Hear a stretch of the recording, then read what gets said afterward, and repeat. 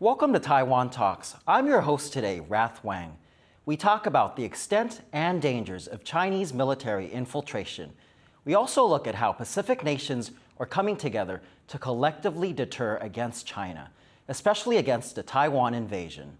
Joining us are Colonel Grant Newsham, former U.S. Marine who served in the Asia-Pacific. He was also a risk management executive at Morgan Stanley in Japan.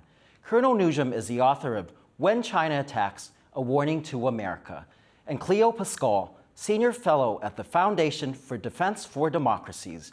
She is a security expert in China, India, and the Pacific Islands. A warm welcome to both on the show today. Grant and Cleo. The Nikkei reported that Taiwan's military is infiltrated with Chinese spies. Grant, can you talk about the extent of that infiltration? Well, I think the Nikkei report overstated it by a lot. It got a lot of attention. Was it 90%, they said? I think that is very, very hard to believe. And it's surprising Nikkei reported something like that. That's just an astronomical figure and it's impossible to believe. I don't think it's correct at all. What I would note is that if you get around Taiwan a bit and you get to know how things are with the Taiwan military, that you really, one thing you notice, particularly as an American retired Marine officer, is you realize just how low salaries are and just how really poor the terms of service are in the Taiwan military. And compared to the United States, it's really bad. So, one does note that looking at it from from an espionage perspective, that when your target is not paid very well, they're not respected very well, that you kind of got something to work with. And that is something that Taiwan does need to pay attention to, is it needs to treat the military properly. And that means fund it well, make the terms of service good, and simply give it some respect. And if you do that, I think you'll find that your espionage risk is greatly reduced. So Grant, you don't see this issue, say, in the U.S., Chinese spying on, say, the U.S. military, because these structural problems don't exist? No, we have that problem. The Chinese are active in going after the U.S. military. In fact, the FBI caught, I think it was a U.S. Army reservist, it was a Chinese fellow with American residency at least. He joined the U.S. Army with the intention of spying for the People's Republic of China, and that was just recently. But also, if you're my age, you go back a few years, and you remember the 1980s, the John Walker spy ring that really provided the Russians with some of our most sensitive submarine secrets. And this was a family and some associates of serving U.S. Navy personnel. So I think there's a retired person, but it was around the U.S. Navy, and the Russians got some really good stuff. So that was in the 80s. And so we have the same problem. We're a target just like everyone else is, and Taiwan no less. But it does help when you, as I say, you're thinking of it from the offensive perspective. When you are not paying when you're going after a target, they're not paid very well, they're not treated very well, you've got something to work with. And human nature tells us that is a vulnerability. How do you fix it? Well, that's pretty easy. Give the Taiwan military some respect. Cleo also was a Japan military expert. How do you feel these activities are in Japan and other countries in the region? Specifically the China challenge, I mean, China will look for opportunities anywhere it can get them. But how severe is it, say, in Japan with the Japan Self-Defense Forces? Well, they've had some problems over the years, specifically from Chinese espionage, where they have subverted some JSDF, some self-defense force personnel. The Russians have been actively gone after the Japanese military and have had some success. Japanese counterintelligence is often very good, but there have been a couple instances. So Does Japan have the same problem that we have, say, in Taiwan, where the military isn't paid as adequately? Yes, but that really isn't so much. For some reason in Japan, it doesn't seem to be the thing that the spies have used to get in. It'll often be something like just flattery. saying, hey, we really want to know what you know about this. Or in one case, it was, as I recall, a naval, I think it was naval, I think it was a non-commissioned officer. His wife was the access point, apparently, as I recall. So but in Japan, the problems facing the Japanese military are actually very similar to the ones facing the Taiwan military in terms of lack of respect, lack of funding, and poor terms of service, that sort of thing. So those both need corrected, in my opinion. And if I may, just about the Taiwanese military, so if somebody's joining the Taiwanese military, I think they deserve a lot of respect, because this is a country that the whole world acknowledges is on the front line, that is at risk. So, I think knowing more about those men and women who've made that decision to put themselves on the front line of the global battle of systems, is something that really deserves, instead of talking about, who's compromised or who's not compromised, understanding the values that make somebody make that decision is, I think, extremely important and is deserving of the respect that Colonel Newsham is mentioning. I want to jump in because I was obviously a Marine officer. And my observation of the Taiwan military, the Japanese military, is that the personnel, the quality of it, is the equal of anything we have in the United States. All you have to do is just give two hoots and actually give it some respect and support. And I think Taiwan and Japan would find their military really performs. But I do want to stress that, because there's sometimes a tendency to think, oh, there's something wrong with the personnel. Not at all. I think people who join, these are patriots. In our system, joining the military is a pretty good career option. And you do very well. Do you feel there's less respect in Japan than in Taiwan? Because in Japan, there's a lot of voices that say, we don't need a self-defense force, that Japan's a peaceful country. What do you say to that? Oh, it's close. But I think Japan has gotten used to the idea that freedom, peace is guaranteed, or guaranteed by the Americans. So it has been decades of just humiliation and belittlement by Japan's ruling class. Taiwan does have the recent history, relatively recent history, of actually having fought to protect the country. And there is a real sense for a long time that there is a potential fight coming. And that's something the Japanese haven't really dealt with until very recently. So there is a difference, in my opinion. Every time you hear about these war games, oh, the war games said that this would happen or that happened. Imagine you're in the Taiwanese military and you're hearing that. And it's you and it's the people standing next to you that are in this scenario going to die. Right? So, but they've made the decision to stay in the military and to fight for the country. So every day in the news, when we hear these kind of hypotheticals, right, that's their daily reality, and they're still in there. So I think that understanding more about what inspires them to make that decision would maybe help the country as a whole understand what they're up against and what sort of fortitude and courage is required to make those kinds of decisions. Indeed, Cleo. So do you feel that would actually bring down the number of spies by giving them more respect and, as you mentioned, the challenges that they face every day? I think, in every organization, there are not great people, there are great people, and there are a lot of people in the middle who may drift depending on the circumstances. And for example, if you take a look at the effect Top Gun had on the US military, the first Top Gun movie, it inspired a lot of people to join. And it gave them a sense of identity that in that middle group, and fortitude in that middle group that kept them going.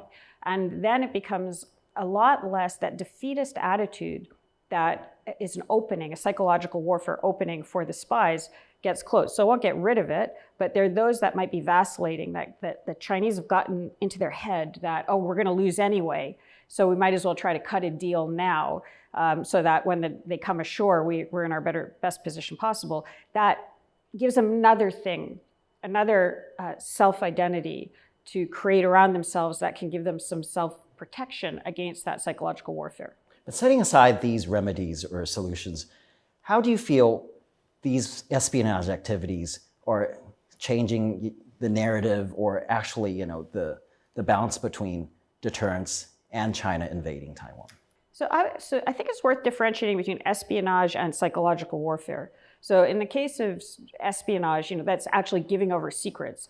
I think what we're actually talking about in that discredited Nikkei thing is just giving up once the Chinese show up. It is the giving away sensitive information, secret information, is part of the equation. The other part is you do want to demoralize your opponent to the point where he thinks, well, everybody's a spy, there's no point in giving up. And it very much is psychological warfare. I'm surprised Nikkei went along with what the Chinese love to see. I'd like to know the origins of that article. I have a feeling that it tracks back to the other side of the street. Could that tip the equation if this reports such as these or these activities continue to increase? Oh, it doesn't help. But the problem with espionage is one that every organization has to deal with it. And if it's properly addressed, if it's properly controlled, and there's a good counterintelligence effort, do we see that in Taiwan? Or do you see these moves to? Well, if you've been in the business, you're never quite satisfied, but you really do have to prioritize it. And if you do that, and very often just awareness makes a huge difference. Also, the fear of getting caught has a lot of it as well. So it doesn't take a whole lot to deal with it. But I say it's not surprising. It's been a part of warfare and everywhere, and in Asia in particular, for a long time. So I don't see it as sort of a fatal problem right now. I think it's one of the risks that you have to deal with, and we do too. If you look at all the controls that America has, U.S. forces have on information, on the things that people can do, on communications, you're always aware of it. And I think we do a pretty good job of keeping it under control. And it's not as if Taiwan doesn't know of the problem. And I sometimes think they're a little too hard on themselves in this regard, especially if you remember the Walker spy ring that I just mentioned. And my goodness, Aldrich Ames at the CIA. We've perhaps shouldn't be too ready to criticize others. It's just a constant problem, a constant challenge to deal with.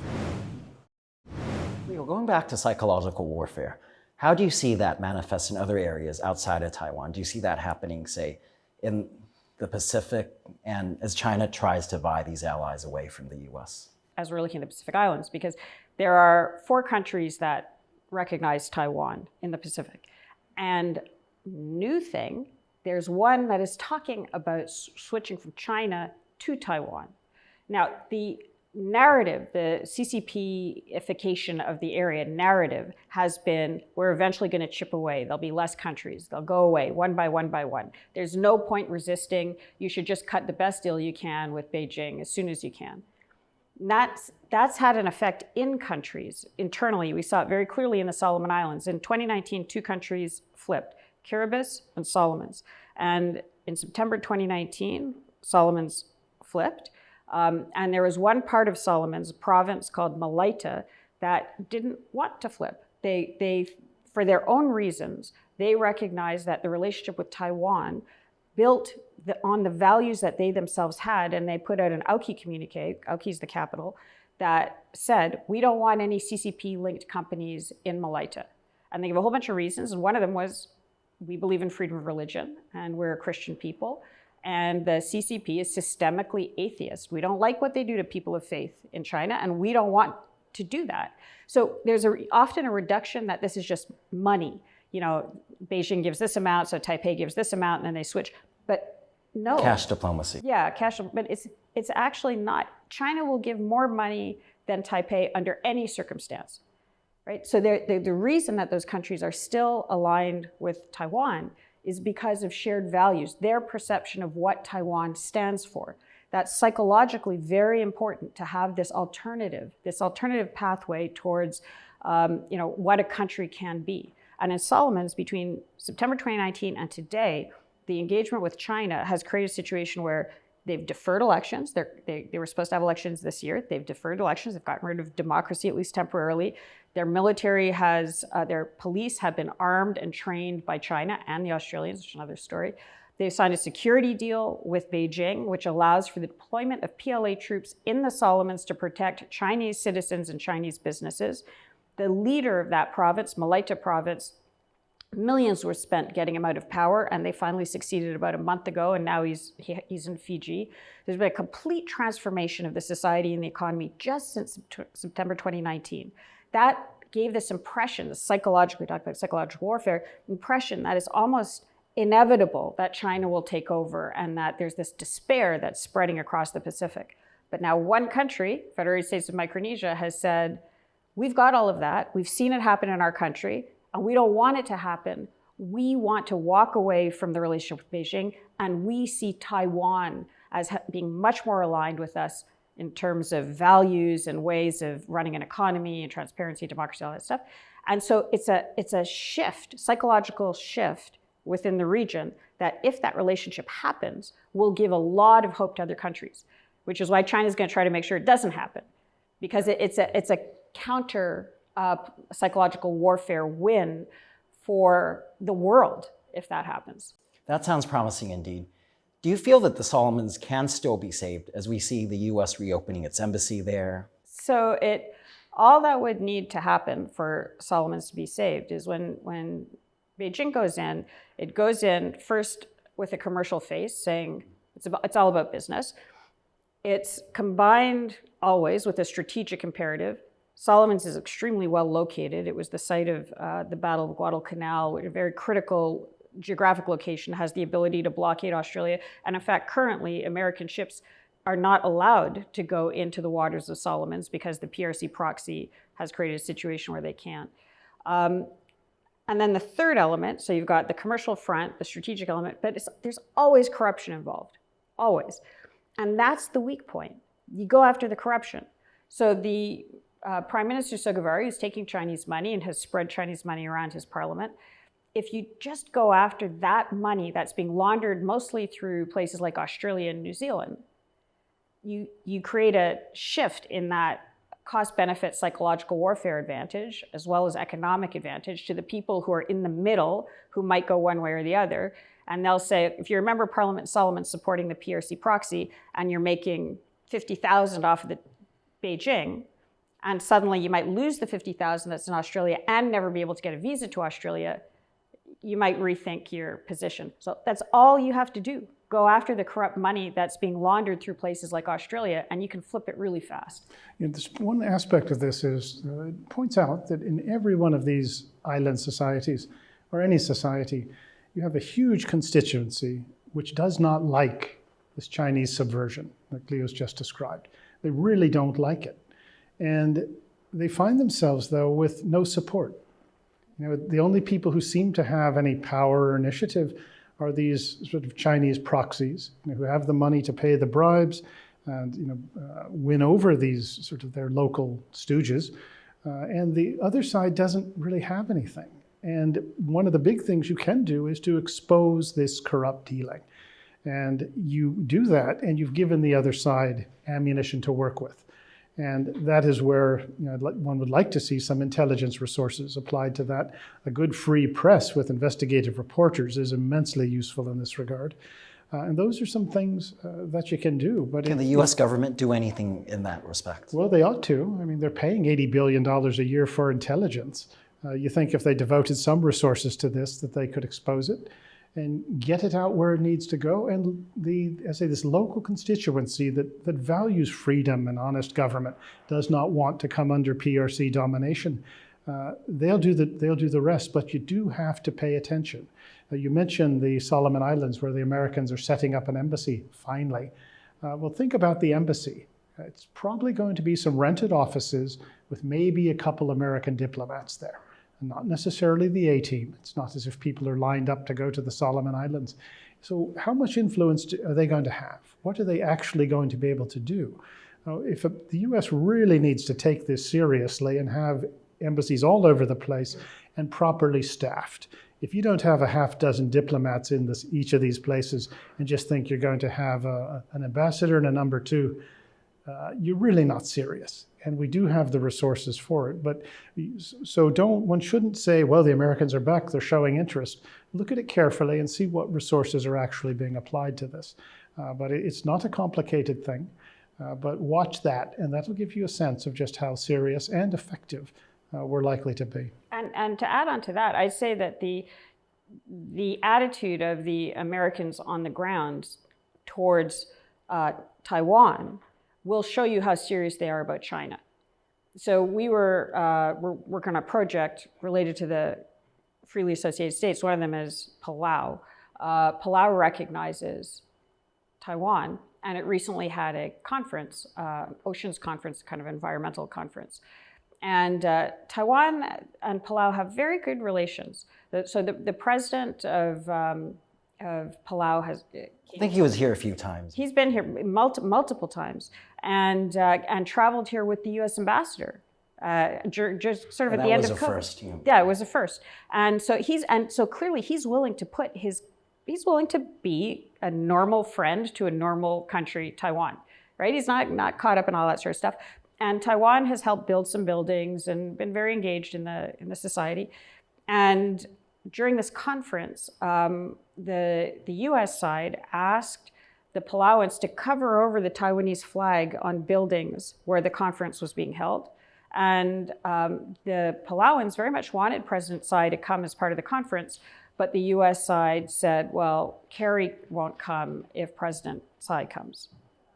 So that sends very mixed messages because there are other parts of the U.S. government that are very supportive of Taiwan and of that relationship and very encouraging of that relationship. But if you're the president of Palau and you're getting these mixed messages, your embassy, as you're saying, first you need a big, good embassy, and then you need a very clear message coming out of that embassy that shows what you stand for as a country. Yeah, and just putting in just speaking up. Yeah, makes a big difference. And it's surprising, just how deafening the silence is from. Do you mean speaking up for Taiwan or speaking up for Chinese aggression? Both, but particularly Taiwan. It shouldn't be afraid to say the word and treat it like a friend. But it is that just vocalizing, this makes a big difference. But you look at, you're just waiting for the Americans to say something, as we just saw with Micronesia, where the president has issued his letter, which is actually the second letter he's issued, which were similar. And you wait for the State Department, for the U.S. to say, look, we're on the side of, this is the side we're on. And also, you mentioned Taiwan as well. Talk about it. Don't be afraid to say the name. And it's, as Cleo said, in the places where Taiwan operates, and not just in the Pacific, but globally, it plays an important role. But it does need to have the support, the encouragement. And sometimes just talking makes a big difference. And I'd like to see us be a little more, and Americans are talkative, so you'd like to see the State Department get that bug and be a little blabbermouthed about speaking up for the individual freedoms that the United States values and that Taiwan is a shining example of. So Grant, do you see Taiwan winning back a few more allies in the Pacific? Could happen. There's no reason these couldn't turn back the other way. And it's not just for Taiwan, it's a strategic thing for security in the region. Oh, absolutely. Yeah, it's not just for Taiwan to raise its number of diplomatic allies from 12 to 13 or 14, but rather this ties into the entire fight for the Pacific and beyond that we're facing now. Grant, in your book, When China Attacks, A Warning to America, you talk about China's existential threat to the U.S. Can you talk a bit about what those threats are? Sure. It's a threat to America's freedom, ultimately, and our way of life. And what I point out in the book, the title has two potential meanings. One is When China Attacks in the Future, or When China Has Attacked. Is this an attack on Taiwan or on the U.S.? It's on the U.S., but Taiwan plays a major role in this, because that is very likely where China would hit. It has some very good reasons for going after Taiwan from its perspective. But what I point out is that China is already attacking. And I think Taiwan will understand this very well. And it's not shooting yet, but is attacking on different fronts. So you're saying we're already at war with China? Oh, definitely. If you ask the Chinese, they would tell you they're at war. It's a very different view of warfare than the Americans have. The Chinese are attacking on psychological warfare front, biological warfare, chemical warfare, the fentanyl assault on America that killed 70,000 Americans last year, and we did nothing in response. There's cyber warfare, financial warfare, economic warfare, proxy warfare, where you get Americans to do your bidding for you. And these are things which are weakening America, They're making us fight each other and less able to resist what China is trying to do to us. And at some point we may get a shooting war, but if China's done its job well enough, we will be so weak that we really can't respond, or we will lose. But I think Taiwan knows what I'm talking about, because you have faced just about all of those things. With tens of thousands of attacks every day, cyber attacks, and it all comes disinformation. Yes, and it all comes under what is considered political warfare. And it is Do you include economic coercion in that as well? Oh, definitely. That is just essential. And they've done a very good job in the United States, basically getting America's business class to move so much of American manufacturing and business to China, to be convinced that they have to do business in the China market, and therefore the American government cannot get tough with China. So that has worked very well for the PRC. And I think, as I say, everything in here, these other warfares, that Taiwan would recognize almost all of them. So that comes to, how will the US deal with this?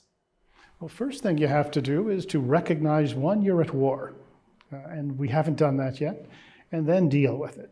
And then there's very specific things you can do. You look at the other side's vulnerabilities. In China's case, it's immensely vulnerable because the RMB is not freely convertible. So reduce that flow of foreign exchange. It is very vulnerable economically to a cutoff or a greatly reduced flow of technology, of investment into the PRC. That would cause a huge problem. Go after them on human rights. China absolutely hates that. And they hate it when free nations get together to try and defend themselves. These alliances that we're seeing, the Quad and other people who are allowed to come in, I'd say like-minded free nations, that is very effective as well. Expose the breathtaking Chinese Communist Party corruption, where everybody who can is trying to get their money out of the country and to get a relative with a green card in the United States. Expose this. So there's things that we can do to counter this so-called non-kinetic warfare. But at the same time, you do have to have a military that is able to win and win overwhelmingly. Cleo, how serious do you feel the US is at this, as we've seen the House Select Committee form on the CCP in tackling, well, this is supposed to be bipartisan. Do you feel that there is a movement to talk about what Grant just mentioned here? Broadly speaking, I'd say DOD understands the threat much better. And you can see it in their relationships with other countries. So the more seriously you take a country like India, the more you understand the China threat. So if you really are concerned about China. Although India seems to be in a neutral position where they tend to not want to take sides with either the US, Russia, or China. It depends on the topic. On China, they are 100% clear and have been for a long time. But especially since June 2020, when the PLA killed 20 of their soldiers in the Himalayas, there has been no quarter given in the Indian political community for anybody who is wanting to work with China in any way. So there was always, in their defense and security community, a grouping of people who knew what they were dealing with since the 1962 war with China. But there was that was muted by, we need to do business and all that sort of stuff. But after June 2020, after the men were brutally ambushed and killed, that cover that China had burned away. And all of those people who have been saying this is a really serious problem for a long time came to the fore. And we saw that because within 2 weeks, the first retaliation was the banning of 59 Chinese apps, including TikTok and WeChat. They had that list waiting in a drawer for a long time, waiting for the political environment to be such that they could say, ban these. These are, this is information collection and warfare tools that we don't want in our country. And since then, they've banned much more. Was this what pushed it into Quad as well? India is now a member of Quad. Yeah, so it already had been before. Their Quad waxed and waned. So originally, I think in 2006, 2007, it came up. It died the first time largely because of Australia. I think Kevin Rudd in particular was complicit in trying to. India gets blamed a lot, but actually it was, I would argue, Australia. And then it resurged under the Trump administration, where the U.S. was willing to put much more effort into it, and you had a constellation of leaders. You had President Trump and Abe and Morrison and Modi, who all saw the threat in a very similar way, and so that could give a bit of encouragement to it. But now Modi's the last one left, right? So blaming India for not being so strong on the Quad is, I think, probably a misreading of the situation. Sorry. Grant, can the U.S. still win? Oh, it's never too late. Well, we've been in bigger fixes before. We can recover. We've got an excellent hand to play, both economically, financially, and on moral grounds. Where America is ultimately the most wonderful country ever to come along in terms of individual freedom and liberty, and that's what it stands for. That's why people are pouring across the southern border. That's why there's long lines to get visas outside of American embassies and consulates everywhere. Nobody's trying to get into the People's Republic of China, and that tells you plenty. It's like business. You can see the demand for yourself, and it's a demand for freedom. So we do have just immense economic strength, sort of psychological strength as well, and we've got a military that's still pretty good for all its problems. And well, you would think that these kind of dictatorships would have learned their lessons about what happens when you get the American people mad at them. And it's not just the Americans. There's a lot of other countries that are our friends, that are our partners, and they're in the mix as well. And I think they want to see us stand up for ourselves. But we do have to realize we are at war, we are in danger, and we have to stop supporting the country that says we are their main enemy. You have got to stop funding them, have to stop providing technology and business investment, and we have to speak up for the values that we have, and we should be very clear about human rights issues. And also, once again, I'll draw this back to Taiwan. Taiwan is a priceless example that 23 million people, many of them of Chinese extraction, are able to handle democracy and all the liberties that we value. It's an absolute daily 24-hour embarrassment to the Chinese Communist Party leadership, which says, well, the only way you can control Chinese people is with a boot on the neck. Well, look at Taiwan. I used to tell people that if you want to see China, go to Taiwan. So Taiwan's value to, I'd say, the free world, it is absolutely priceless.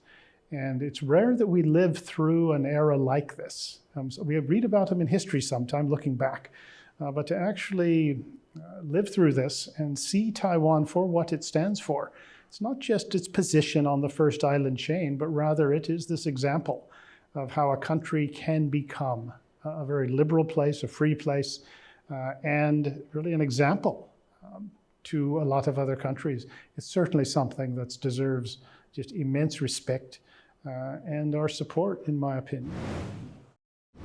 Speaking of Taiwan, you mentioned that Taiwan could be the first domino in the Chinese land grab in Asia. Can you talk about how you believe that could take place? Well, there's two ways. One is by subversion and simply wearing Taiwan down to the point it feels it's got no choice. It doesn't have any friends that are going to help it. It just can't resist. And that is what Chinese political warfare directed towards Taiwan, but also directed towards the United States and other countries to say, you can't defend Taiwan, it can't be defended, it's not worth it. That is what you're trying to do, is win without fighting. It's obviously much better to get your target without having to fight and die for it.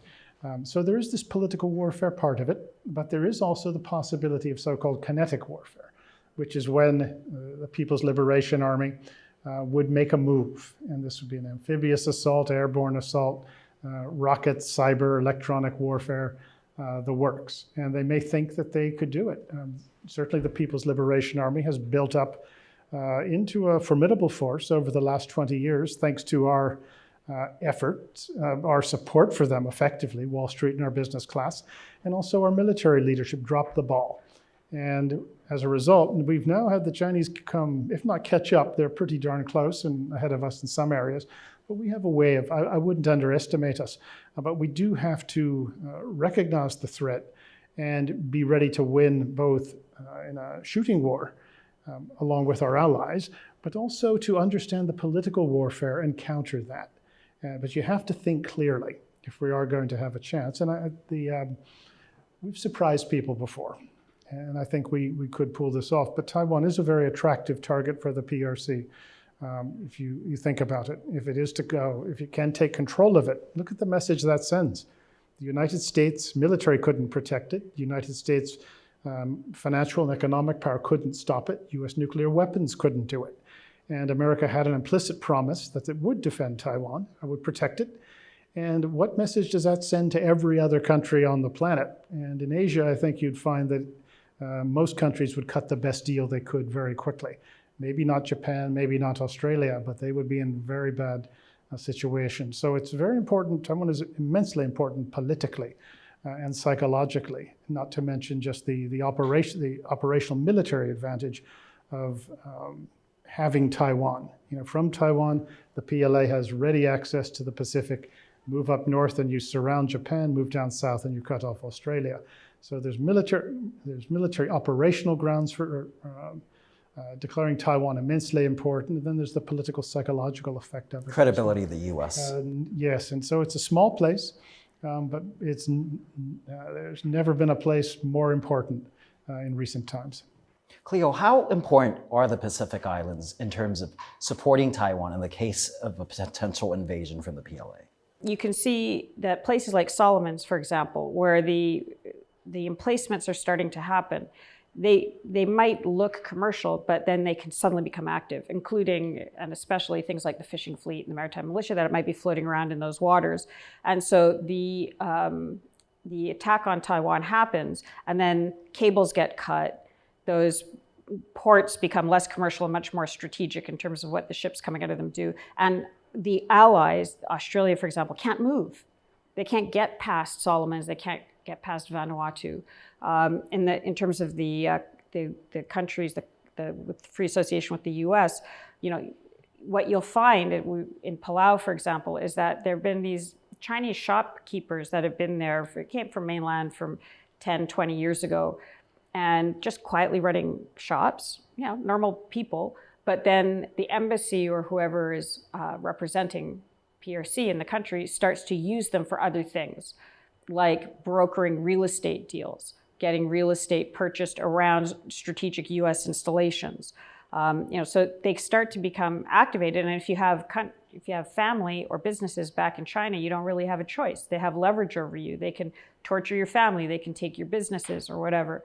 So what looks like a very normal commercial engagement across the region is, I would argue, primed to flip overnight in case of an engagement in Taiwan into barriers all the way across that make it very difficult for the U.S. to especially get reinforcements across. How successful have they been in this effort?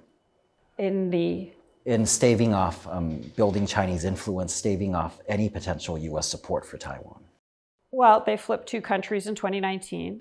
I think that, of the 4 that are remaining, they're all 1 election away from flipping to China. And they all have elections coming up, and there's an enormous amount of Chinese money going into all of them to do exactly that. That's a goal. And they have extremely good intelligence networks. And they'll bring over the opposition to Hong Kong often. They'll have parties. They'll pay off loans for the people involved. They'll give scholarships to their children so they get a much better idea of the families. But in the case of, for example, the Marshall Islands, which recognizes Taiwan, 2 Chinese business people tried to create essentially a country within a country, a special economic zone that would have had different customs and immigration procedures and very little monitoring. And it came within a vote of passing in the Marshall Islands government. And those 2 people are now indicted in New York and have been found guilty of bribery. But the project hasn't stopped. The effort hasn't stopped. It's part of this huge political warfare effort, which is well-resourced, has a ton of intelligence, is highly motivated, and is just a constant pressure on all of those countries. They're all only an election away or a vote in their Congress away from flipping or giving major internal access to PRC influence operations. Grant, what does the U.S. need to do immediately, do you feel, to make sure that that support for Taiwan is there when it needs it? Well, it needs to devote the resources. You see, we focus a lot of our attention on Europe, Ukraine, for example, the Middle East, and we've been doing that for 20 years, but we have not paid attention to the Pacific the way we should. It's generally undermanned we don't have enough diplomats, we don't have enough presence. We've outsourced a lot of it to the Australians and New Zealanders with, to put it mildly, subpar results. How grave is this concern, though, in terms of the equation here? It's potentially fatal. We're geared to defend along the so-called first island chain, from Japan to Taiwan, Philippines, down to Malaysia.